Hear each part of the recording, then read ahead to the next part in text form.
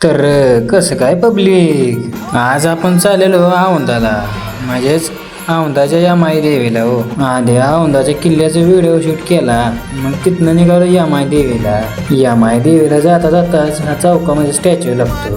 तिथल्या वाहनतळावर गेलो आणि गाडी लावायसाठी आपल्याला 10 रुपयाची पावती काढायला लागली. असं काय, वरती पार्किंग आहे गाड्यांसाठी, त्याच पार्किंगसाठी पावती फाडायला लागते आपल्याला.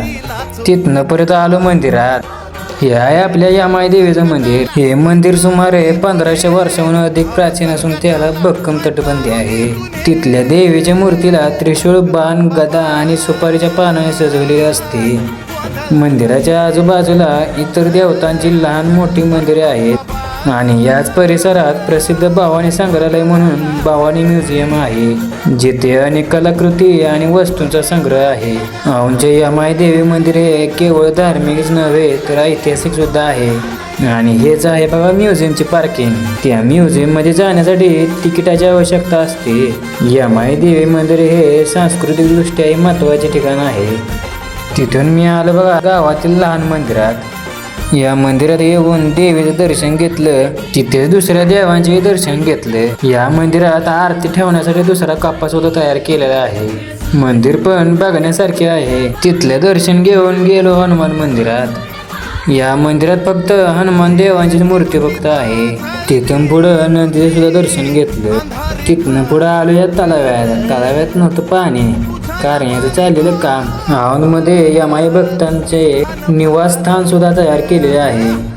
तिथेच घेतलं महादेवाच्या पिंडीचं दर्शन आणि आता म्हणलं आता पुढच्या प्रवासाला जाऊया. या 2 देवाचं दर्शन घेऊन या 2 हत्तींचे बी दर्शन घेतले. मंदिरापुढे या ज्योत माशाला खूप बाळगत होत्या. औंधमध्ये शंभुपुरी महाराजांचा मठ सुद्धा आहे. तिथल्याच एका मंदिरात महादेवाची पिंड सुद्धा आहे.